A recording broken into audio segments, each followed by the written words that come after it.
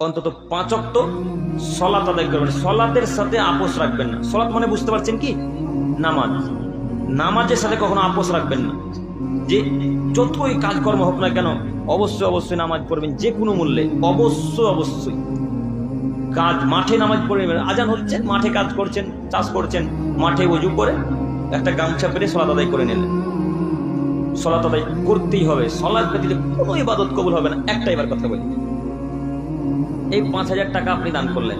কই ভাই হাত তোলেন তো, কে 5,000 টাকা দান করলেন? হাত তোলেন একটু। চলে গেছে না? আচ্ছা আচ্ছা, এই যে রবিউল ভাই 5,000 টাকা দান করলেন। এখন যদি এই রবিউল ভাই সলাত আদায় না করে, তাহলে বলেন তো দেখি রবিউল ভাই দানটা আল্লাহ তাআলা কবুল করবেন কি করবেন না? প্রমাণ আছে? টেনে নেন। প্রমাণ আছে কি? কথা বলে না। প্রমাণ আছে তো? প্রমাণ আছে।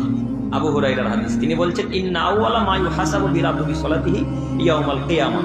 কিয়ামতের মাঠে সর্বপ্রথম হিসাব নিকাশ না হবে সলাতের। ফাইন সলাত কদ আফলাহা, যদি সলাতের হিসাব ঠিক হয় তাহলে সব ইবাদত ঠিক হবে। ওয়াইন ফাসাদাত ফাকাদ খাবা ফাসিরা, আর যদি সলাত হিসেবে আল্লাহ তাআলা এইভাবে কেটে দেন তাহলে সব ইবাদত আল্লাহ তাআলা কি করবেন? কেটে দেবেন। কোনো ইবাদত টিকবে না।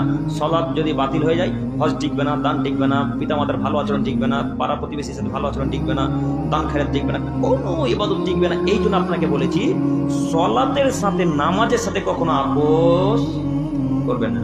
ইনশাআল্লাহ মনে থাকবে। সফরে বেরিয়েছেন, কেরালা কাজে যাবেন। আপনাদের মালদা জেলার লোক কেরালাতে খুব কাজ করে, তাই না? প্রচুর প্রচুর কেরালাতে কাজ করে।